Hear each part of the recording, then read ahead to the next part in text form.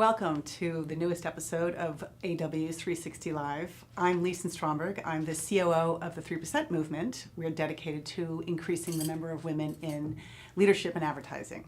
I am thrilled to have these incredible power hitters in the advertising industry with me today. I'm going to let each of you introduce yourselves and talk a little bit about what you do. Hi, I'm Patty Clark, and I am the Chief Talent Officer for the Havas Group. And I spend the majority of my time working on developing innovative talent programs for our employees across the entire network. I'm Sadef Onar, and I'm the Chief Talent Officer of 72andSunny. My role is pretty similar to what Patty just described. On a smaller scale, we have 3 offices across Los Angeles, New York, and Amsterdam. Mm-hmm. And I'm Nick Childs. I'm the Chief Creative Officer at Initiative, which is a media agency and a sister, smaller agency underneath Media Brands called Society, which is a social agency. So we're here today to talk about something that we're just beginning to have this conversation around parenthood, and it's really around millennials and parenthood.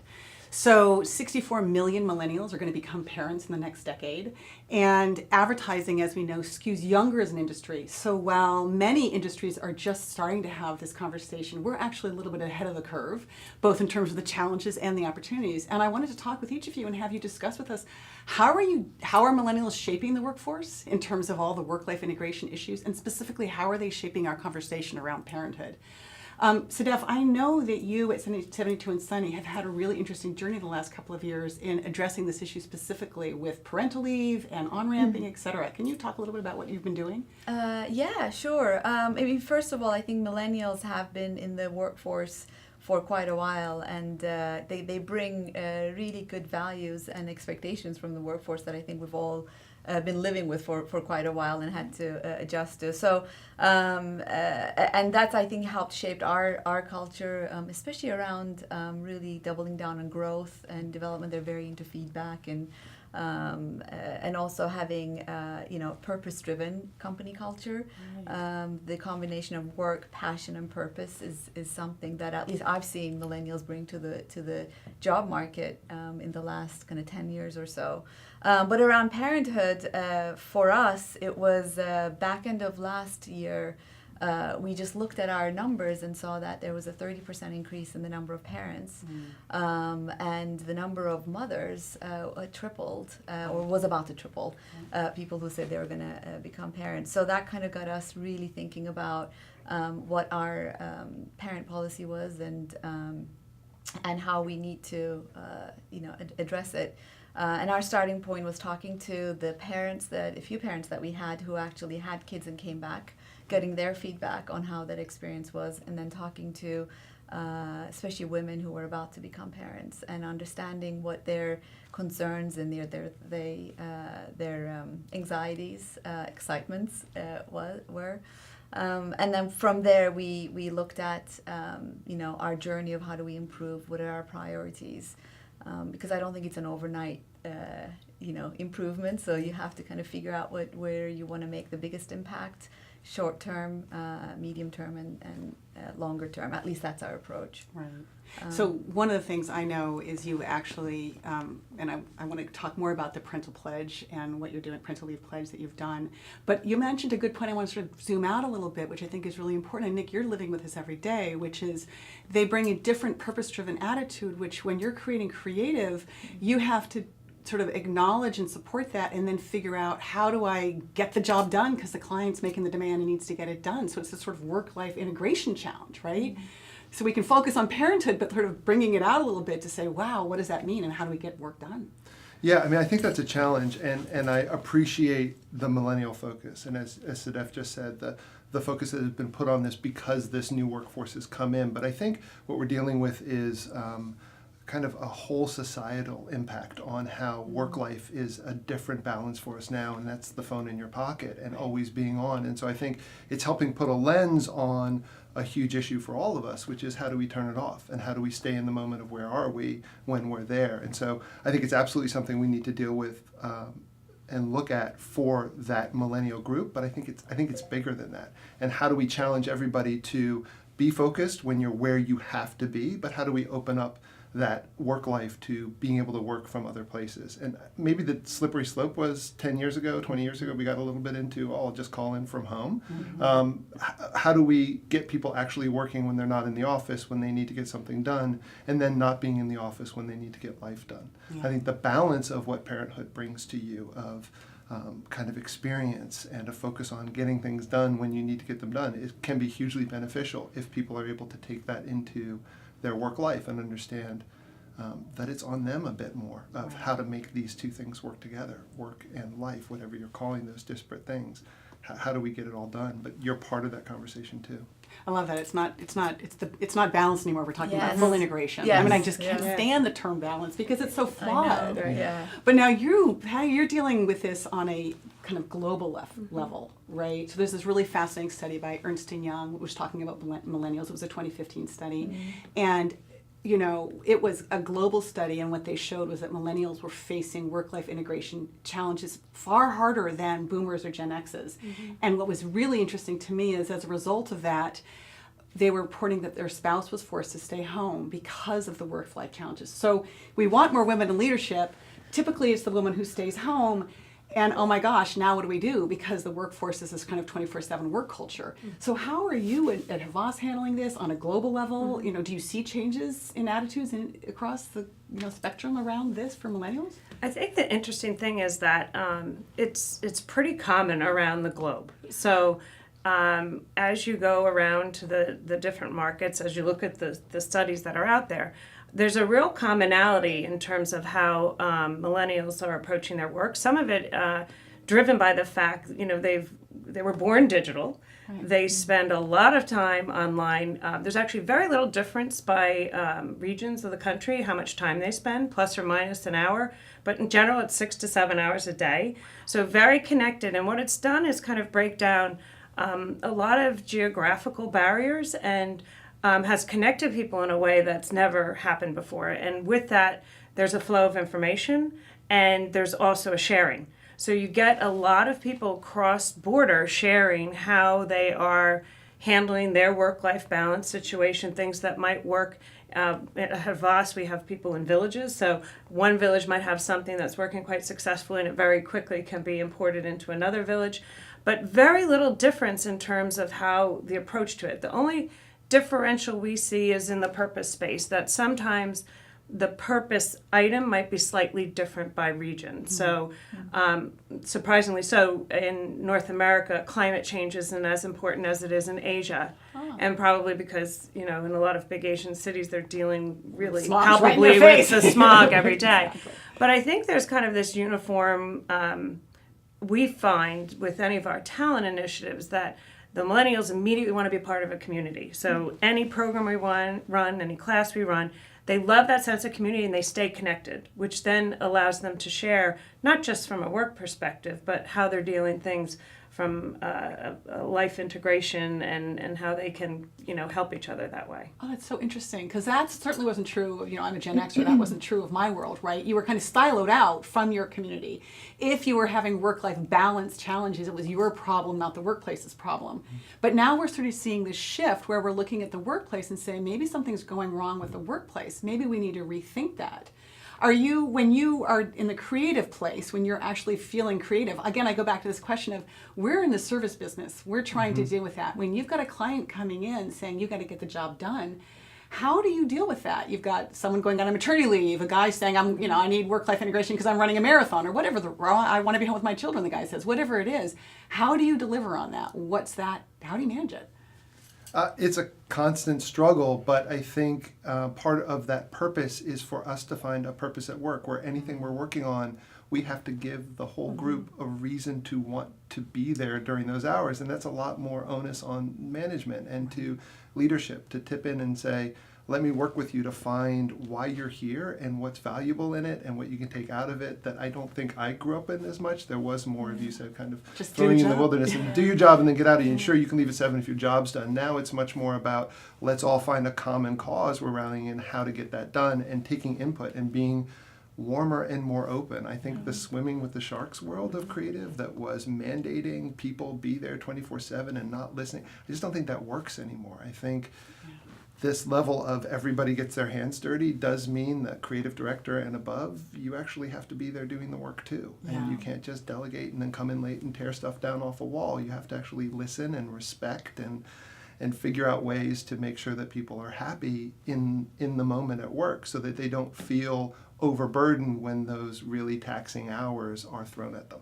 So it's interesting, right? You almost wonder if a better creative becomes a result of that. It's about, if I'm bringing my purpose-driven self to the environment and I understand the purpose-driven value, does the creative get better as a result? I mean, that's what we talk about, right? Innovation. We have more diverse groups, we have more inclusive groups, and the creative is better. All this research around innovation proves that. Is that true? Do you find that? I mean, are you hearing that in all of you? Is that true? I think so. I think when people are their best selves, and that's without being burnt out and actually having the space to think and create. Our Amsterdam office actually came up with this. I'm sure this is a used term, but sustainable creativity is how do you actually become.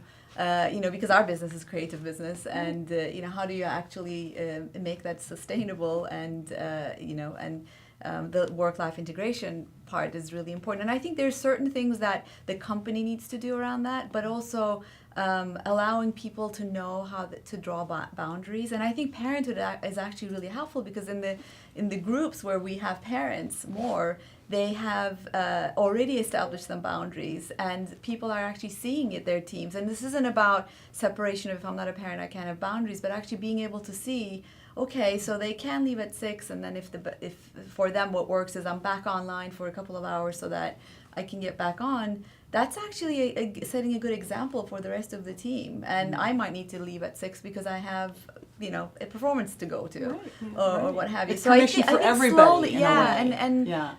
Being able to see that those things can happen, and being empowering people to be able to do that, I think is going to help. And I think you focus on solutions. I think it used to be just that's a problem, right? And I think now more the better leaders are kind of trying to find solutions. So if somebody has to do something or has a longer term commitment that's going to involve them needing to leave, it might be a developmental opportunity for someone else on the team to step in. So I think focusing on solutions versus the problem seems to open up pathways. We just completed, as you three well know, our Elephant on Madison Avenue survey, and it revealed all kinds of less than savory statistics around, demeaning comments, sexual harassment. 54% of the women have been sexually harassed. 91% reported they'd heard demeaning comments. 61% on a regular basis. All of that.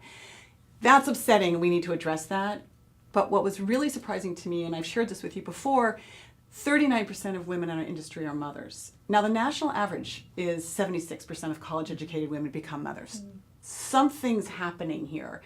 And we talked about parenthood in the beginning, but I'd like to go back to that conversation and say, what are solutions that we can do so we don't lose this great talent? This isn't just about women in leadership, which of course we want. This literally is losing talent en masse. And that's not a solution. That's not sustainable. That's not sustainable creativity. I think, in general, the industry has lagged behind in talent innovation, talent management to begin with. So that doesn't help the statistic to begin with. And historically was a very male-dominated from an executive perspective. I do think, though, that there's you have to look at things in chapters. So there's the maternity chapter, which is a certain point in someone's life. Then there's the chapter when they first return to work, whether they're a mother or a father or a partner. Yeah. And then there's the ongoing when the children start doing activities and things of that nature.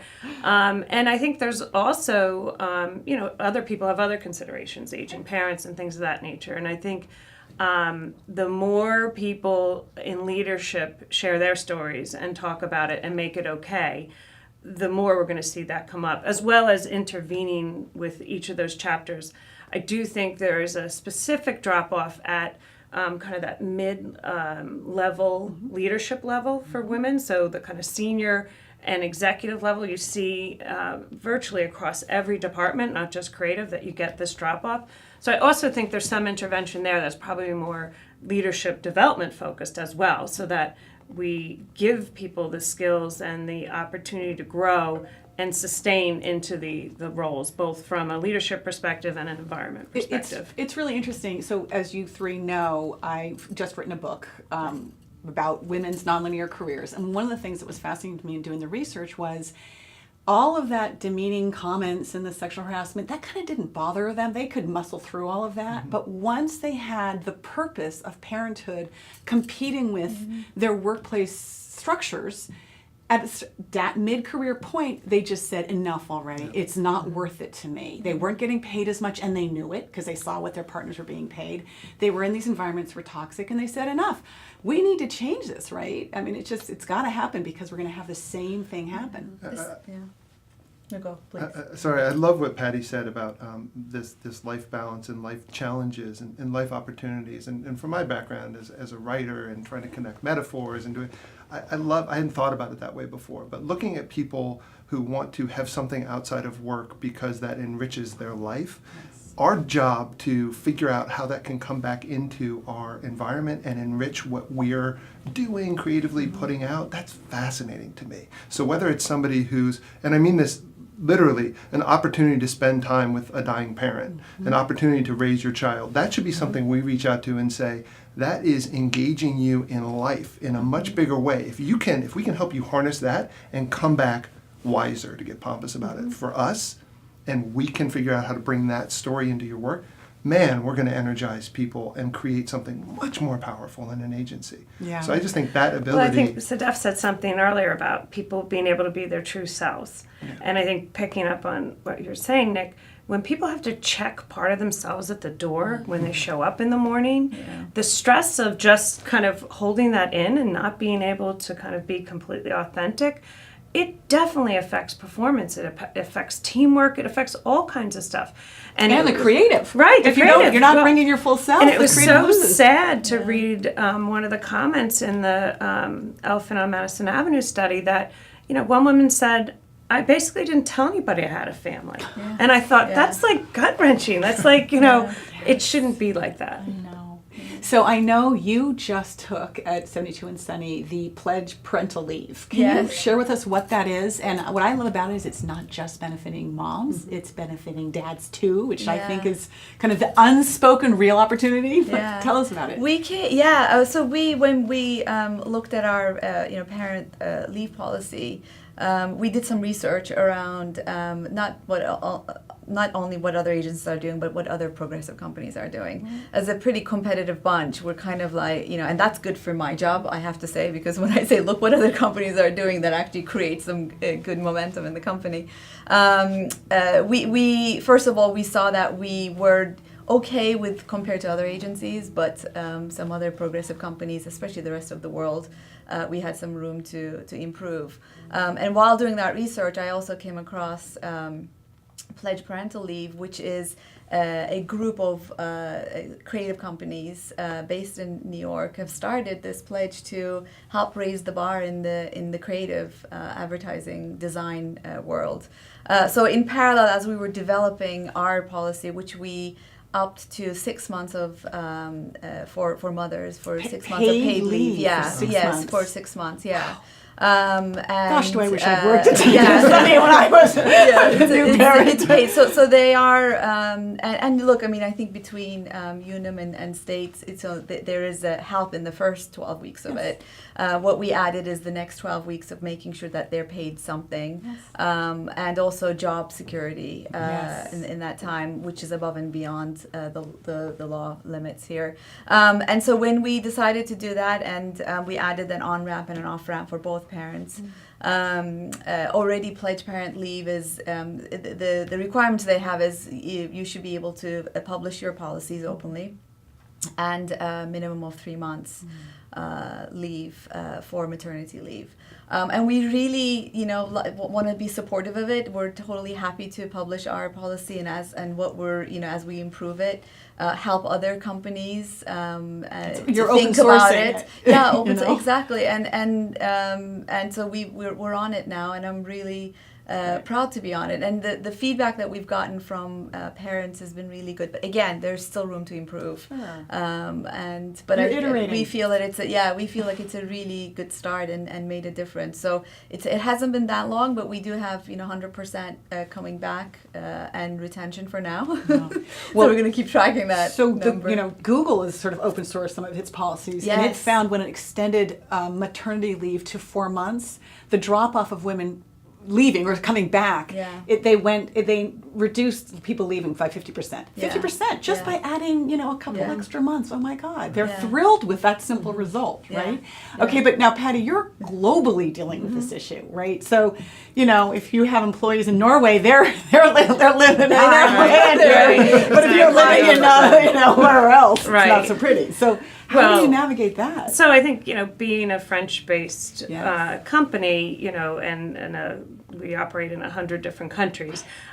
Right now, my focus is on improving North America. Yeah. So I think Good. in everything I've done, like if you try to tackle the world, it's slow and it's difficult. So North America, I think, is where more of a burning platform is, and we made some progress last year. And what I've done is just try to keep that dialogue going so that we can keep moving forward. And I think it's given lots of cultural differences and even how countries support things differently, it's hard to get to one common thing across a big global network. Is that a goal? Do you see that as a goal?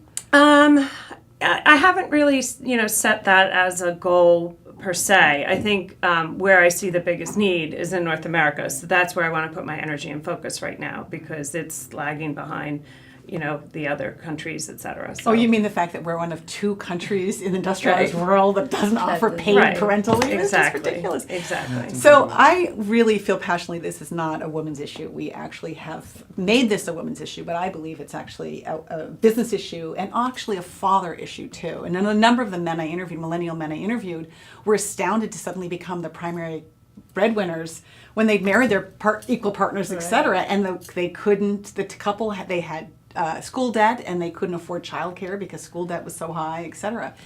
Dad, how are you seeing this play out for men in the workplace? I mean, can you represent men for us? And tell us? I can only imagine what you just mentioned, which is especially with the next generation, millennials, and coming into workforce. If it's a men-women issue, and that's the marriage setup, it's a man and a woman, and the man suddenly feeling like, wait, my wife who had this great job and has this great background suddenly isn't going to be working. The pressure on me. I mean, I think Obama said yesterday that. Michelle is my superior, right? And I certainly she in my was the life, primary breadwinner for years. And So. in my life, my wife is a business school grad, Yeah. and she ended up struggling a bit more with the potentially being home longer with the kids, just because it was expected of her. So that pressure is interesting to me on this next generation of literally looking at it in cities that are tough to figure out how to live in. What's that going to mean for that family growing up in San Francisco right now? How are you going to get it done?